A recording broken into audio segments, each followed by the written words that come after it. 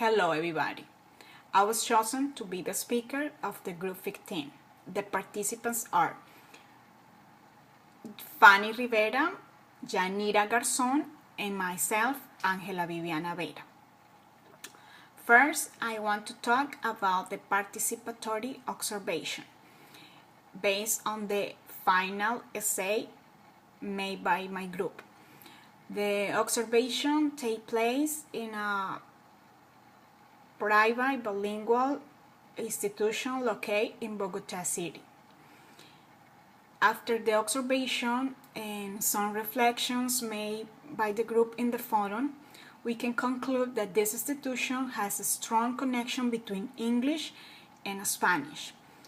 Can be due to the bilingual character of the school.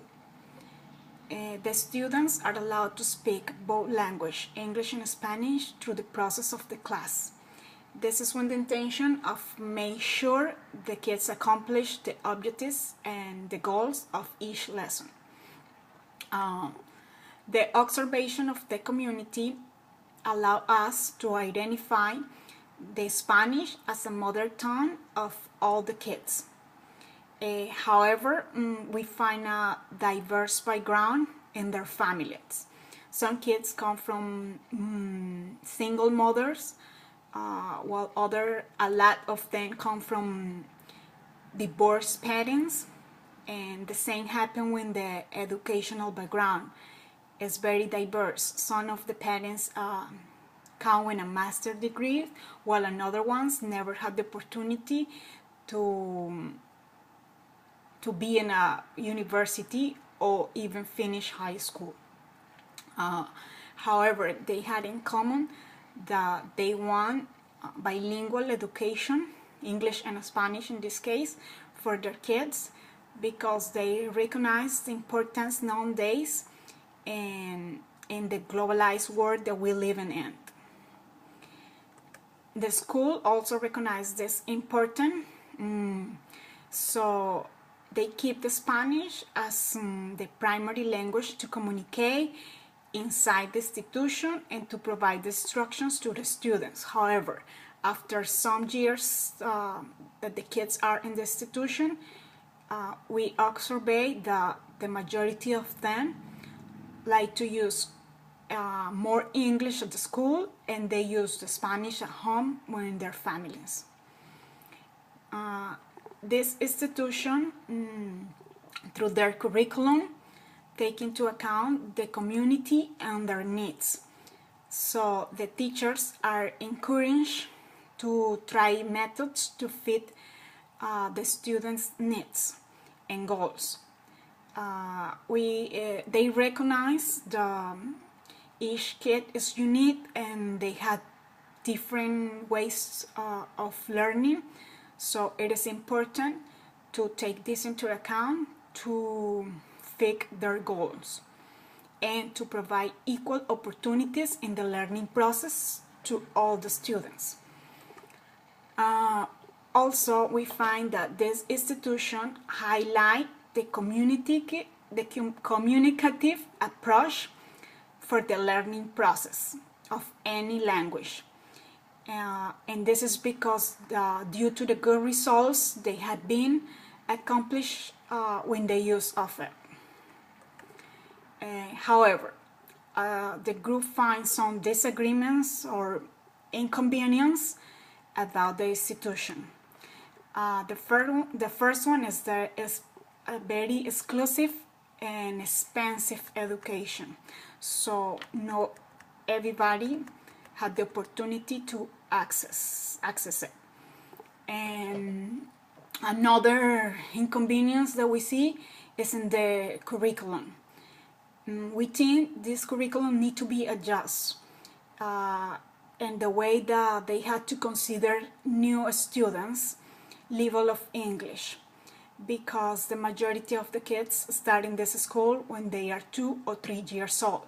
So their level is very similar, but still in a higher grades, some kids get in school and they don't have the same level, so they feel bad and sometimes they even leave the following year of this school. So we believe the school need to take this case into account to see how they can fix this through the curriculum.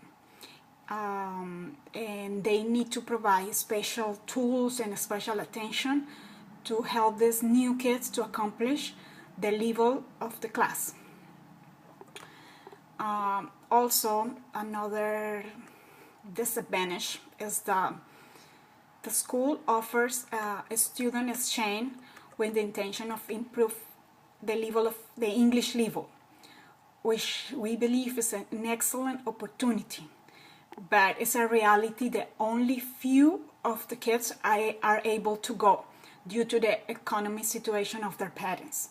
So they need to offer something else. And in the forum, we agree that English language communities are very good. It's a very good option to develop the language skills when all costs. So we know some of the parents speak English very well, and they can be participants in their kids' education. This can be a good way. Now I want to talk about the participatory action. For this, we give answer to the 5 questions proposed.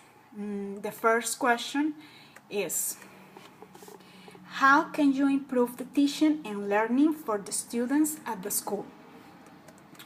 Okay, to improve the process, the teacher must keep developing pedagogical and didactical strategies to accomplish the goals and the needs of the students. The teaching and learning action should always be reviewed and evaluated through the curriculum after they took action in a real class, with the intention of recognize the aspects to be improved. It's very important to make the teachers to evaluate themselves and recognize the aspects that they need to improve in order to grow as in their professional career. The second question is, how is the bilingual national plan implemented at the school? Well, we know the main objective of the bilingual national plan is to have citizens able to communicate in English. And this institution is doing emphasis on the communicative approach. So within the institution is follow the bilingual national plan in a very good way. The question number 3. How is the technology applied at the school? This school provides access to a technological platform where the students can develop some of their tasks, and besides, the majority of the teachers use resources like videos, CDs, and projectors during the class time. Question number 4. Which didactic strategy are used by teachers for implementing the technology at the school?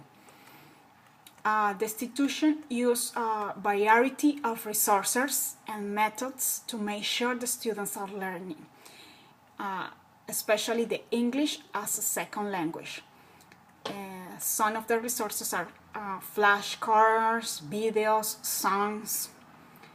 Also, the school offers bilingual but personalized teaching too. In the classroom, the number allowed is 16 students. So this made the teaching and learning process a little easier for both the teacher and the student, and made the development of the activities easygoing. Also, we had to remember the kids are allowed to speak both languages, which is very important. This institution teaches math and science in English, so this helped kids to be in contact with the learning language more time. Question number 5. what is your viewpoint of using computers for assessing the English learning at the school?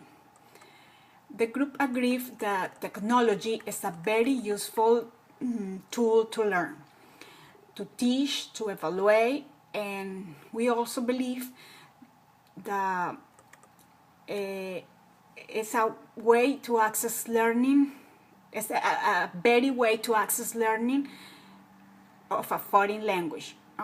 We think computers are one of the most important resources for education nowadays. They are very helpful, especially in the learning of English. You can find in internet and endless offline resources to practice the language. The group has some conclusions. We talk through Skype, and we think the teaching and learning process had to be participatory with the intention of providing the tools for the students to be competitive and successful in their own contests. To accomplish this process, it's key that teachers recognize first the context of the students and develop or base the curriculum and their needs in order to prepare the correct strategies to develop the classes. Another conclusion by the group is that for the education of any class, but in this case specific English as a second language, it's very important to count on professional teachers that are prepared to provide the students with the correct knowledge and the tools to be able to communicate in the goal language efficiently. We identify the success of the institution that we pick for the final essay in the teacher's abilities, studies, and the preparation that they have performed during their job. We want to thank you, Tutor Jairo, for your guidance through the process of this course. Goodbye.